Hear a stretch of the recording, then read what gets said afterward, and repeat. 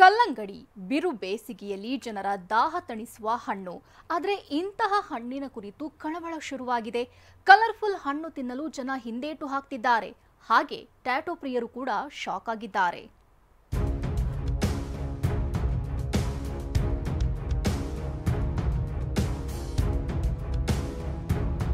ಬಿಸಿಲಿನ ಆಟ ಶುರುವಾಗಿದೆ. ಸೂರ್ಯ ರಣ ಅಂತಿದ್ದಾನೆ. ಇಂತಹ ಹೊತ್ತಲ್ಲಿ ದೇಹ ತಣ್ಣಗಾಗೋಕೆ ರಾಮಬಾಣ ಅಂದ್ರೆ ಕಲ್ಲಂಗಡಿ. ಆದ್ರೆ ಇಂತಹ ಕಲ್ಲಂಗಡಿ ಹಣ್ಣಿನ ತಿರುಳು ಮತ್ತಷ್ಟು ಕೆಂಪಾಗಲು ಬಣ್ಣವನ್ನ ಇಂಜೆಕ್ಟ್ ಮಾಡ್ತಾರೆ.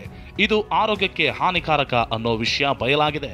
ಇದರ ಬೆನ್ನಲ್ಲೇ ಕಲ್ಲಂಗಡಿ ತಿನ್ನಲು ಗ್ರಾಹಕರು ಯೋಚಿಸುತ್ತಿದ್ದು, ಕಲ್ಲಂಗಡಿ ಬೆಳೆದ ರೈತರಲ್ಲೂ ಕೂಡ ಆತಂಕ ಸೃಷ್ಟಿಯಾಗಿದೆ.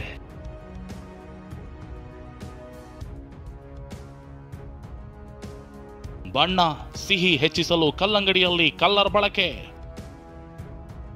ಕಲ್ಲಂಗಡಿ ಬಗ್ಗೆ ಆತಂಕ, ರೈತರಲ್ಲೂ ತಳಮಳ. ವಿಷಯ ಏನಂದ್ರೆ, ಕಲ್ಲಂಗಡಿ ಹಣ್ಣು ಬೆಳೆಯೋಕೆ 85 ದಿನ ಬೇಕು. ಆದರೆ ಕೆಮಿಕಲ್ ಬಳಸಿ 65ರಿಂದ 70 ದಿನಕ್ಕೆ ಕೆಲವರು ಕಲ್ಲಂಗಡಿ ಹಣ್ಣು ಗಾತ್ರ ಬರುವಂತೆ, ಕೆಂಪಗಾಗುವಂತೆ ಮಾಡ್ತಾರೆ. ಲಾಭದ ಆಸೆಯಿಂದ ಕೆಲವರು ವಾಮ ಮಾರ್ಗ ಅನುಸರಿಸುತ್ತಿದ್ದಾರೆ. ಆದರೆ ನಾವು ನೈಸರ್ಗಿಕವಾಗಿ ಕಲ್ಲಂಗಡಿ ಬೆಳೆಯುತ್ತೇವೆ ಅಂತ ದಾವಣಗೆರೆಯ ಮಾಯಕೊಂಡದ ರೈತರೊಬ್ಬರು TV9ಗೆ ತಿಳಿಸಿದ್ರು. ನ್ಯಾಚುರಲ್ ಆಗಿ 80ರಿಂದ 85 ದಿನಕ್ಕೆ ಕಂಪ್ನಿಯವರು ಏನು ಹೇಳ್ತಾರಲ್ಲ, ಆ ಟೈಮಿಗೆ ನಾವು ಕರೆಕ್ಟಾಗಿ ಕಟ್ ಮಾಡಿದ್ವಿ ಅಂತಂದರೆ ಪ್ರಕೃತಿಯಿಂದನೇ ಸರಿಯಾಗಿ ರೀತಿ ಇರತಕ್ಕಂಥ ಹಣ್ಣಾಗುತ್ತೆ, ಮತ್ತು ಕೆಂಪು ಕಲರ್ನು ಬರುತ್ತೆ, ಸರಿಯಾದ ಸ್ವೀಟ್ ಅಂಶನೂ ಚೆನ್ನಾಗಿರುತ್ತೆ. ಬಟ್ ಇವ್ರೇನು ಮಾಡ್ತೀರಾ ಅಂತಂದರೆ, ರೇಟ್ ಜಾಸ್ತಿ ಸಿಗಲಿ ಅನ್ನೋ ಉದ್ದೇಶಕ್ಕೋಸ್ಕರ ಬೇಗನೆ ಕಟಾವು ಮಾಡಿಬಿಟ್ಟು ಏನು ಮಾಡ್ತೀರಾ ಅಂತಂದರೆ, ಅದು ಸೈಜ್ ಬರಲಿಕ್ಕೆ ಮತ್ತು ಹಣ್ಣಾಗಲಿಕ್ಕೆ ಕೆಮಿಕಲನ್ನು ಬಳಸಿ ಏನು ಮಾಡ್ತೀರಾ ಅಂತಂದರೆ ರೈತರಿಗೆ ಅನ್ಯಾಯ ಮಾಡ್ತಾರೆ. ಇನ್ನು ಬಾಗಲಕೋಟೆಯ APMCಯಲ್ಲಿ ಕಲ್ಲಂಗಡಿ ವ್ಯಾಪಾರ ನಡೀತಿತ್ತು. ಕೆಲವರು ಇಂಜೆಕ್ಷನ್ ಕೊಟ್ಟು ಕೆಮಿಕಲ್ ಹೊಡಿತಾರೆ. ಅಂತಹ ಹಣ್ಣುಗಳನ್ನ ಬಳ್ಳಿಯು ತಡೆಯೋದಿಲ್ಲ ಅಂತ ರೈತರು ಹೇಳಿದ್ರು. ಈಗ ಏನು ಮಾಡ್ತಾರೆ, ಕೆಲವೊಬ್ರು ಇಂಜೆಕ್ಷನ್ ಕೊಡ್ತಾರ, ಮೇಲೆ ಕೆಮಿಕಲ್ ಭಾಳ ಕೊಡ್ತಾರ, ಬಳ್ಳಿನೂ ತಡೆಯಂಗಿಲ್ಲ ಅವ್ರದ್ದು. ನಮ್ದು 75 ದಿವಸ ಇನ್ನೂ ನಮ್ಮ ಬಳ್ಳಿ ಒಳಗೆ ಇನ್ನೂ ಶಕ್ತಿ ಐತಿ, ಕಲ್ಲಂಗಡಿನೂ ಚಾಟ್ನಾಗ ಐತಿ. ಹಿಂಗಾಗಿ ನಾನು ಲೇಟಾಗಿ ಈಗ ರಂಜಾನ್ ಬಂದತ್ತ ಸ್ವಲ್ಪ ತಂದು ಮಾತಾಡಕತ್ತೀನಿ ನಾನು. ಇನ್ನು ಚಿತ್ರದುರ್ಗದಲ್ಲೂ ಕಲ್ಲಂಗಡಿ ಬೆಳೆಗಾರರು ನಾವು ಯಾವುದೇ ಕಲರ್ ಇಂಜೆಕ್ಟ್ ಮಾಡಲ್ಲ ಅಂದ್ರು. ನಾವು ಆ ಥರ ಯಾವುದೇ ಇಂಜೆಕ್ಷನ್ ಮಾಡಲ್ಲ, ಯಾವ ಥರ ಕಲರ್ ಬರೋಕ್ಕೂ ನಾವು ಅವಕಾಶ ಮಾಡಿಕೊಡಲ್ಲ. ಅದು ಎಲ್ಲ ಸುಳ್ಳು. ನಾವೇನು ಆ ಥರ ಏನು ಮಾಡಲ್ಲ. ನ್ಯಾಚುರಲಾಗಿ ಬೆಳಿತೀವಿ, ನ್ಯಾಚುರಲಾಗಿ ನಾವು ತೋಟದಲ್ಲಿ ಕೊಡ್ತೀವಿ. ಅವ್ರು ವ್ಯಾಪಾರದವ್ರು ಏನು ಮಾಡ್ತಾರೋ ನಮಗೆ ಸರಿ ಗೊತ್ತಿಲ್ಲ. ಕೋಲಾರ ನಗರದಲ್ಲಿ ಆಹಾರ ಇಲಾಖೆ ಅಧಿಕಾರಿಗಳು ಕಲ್ಲಂಗಡಿ ಹಣ್ಣಿನ ಪರಿಶೀಲನೆಗೆ ಇಳಿದಿದ್ರು. ಕೆಲ ಹಣ್ಣುಗಳನ್ನ ಪರಿಶೀಲನೆ ಮಾಡಿದ್ರು.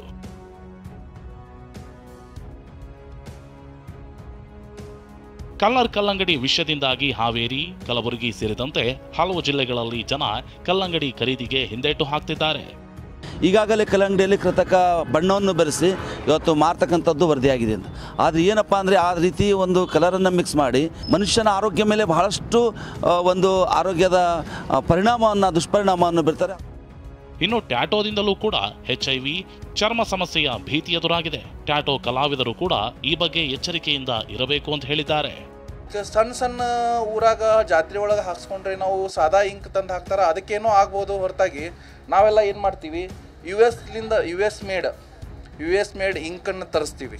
ಅಗದಿ ಹೈಜಿನಿಕ್ ಇದ್ದಿದ್ದು ನಾವು ಪ್ರಕಾರ ಹೈಜಿನಿಕ್ ಆಗಿ ಪ್ರತಿಯೊಬ್ಬರಿಗೂ ನಿಡಲ್ ಚೇಂಜ್ ಮಾಡ್ತೀವಿ, ಪ್ರತಿಯೊಬ್ಬರಿಗೂ ಇಂಕ್ ಚೇಂಜ್ ಮಾಡ್ತೀವಿ. ಇಂಕ್ ಪಾಟು ಟ್ಯಾಟೂಲ್ಲಿ ಬಳಸೋಂಥ ಇಂಕ್ ಇರುತ್ತಲ್ಲ, ಅದು ತುಂಬ ಕ್ವಾಲಿಟಿಯಾಗಿರಬೇಕು, ಹೈಜಿನಿಕ್ ಆಗಿರುತ್ತೆ.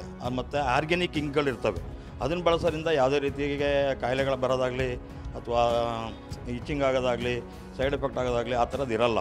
ಮತ್ತು ನಾವು ಬಳಸೋಂಥ ನೀಡಲ್ಗಳಿರುತ್ತೆ. ಈಗ ಒಂದು ನೀಡಲ್ಲು ನಾವು ಅದನ್ನು ಒಬ್ರಿಗೆ ಬಳಸಿದ್ರೆ ಇನ್ನೊಬ್ರಿಗೆ ಬಳಸೋಕ್ಕೆ ಬರೋದಿಲ್ಲ, ಅದನ್ನು ನಾವು ಒಗಾಸ್ಬಿಡ್ತೀವಿ. ಹಣ್ಣು, ಆಹಾರ ಪದಾರ್ಥ, ಸೌಂದರ್ಯ ವರ್ಧಕಗಳಲ್ಲೂ ಕೆಮಿಕಲ್ ಬಳಕೆಯ ವಿಚಾರ ತಲ್ಲಣ ಮೂಡಿಸಿದೆ. Bureau report, TV9.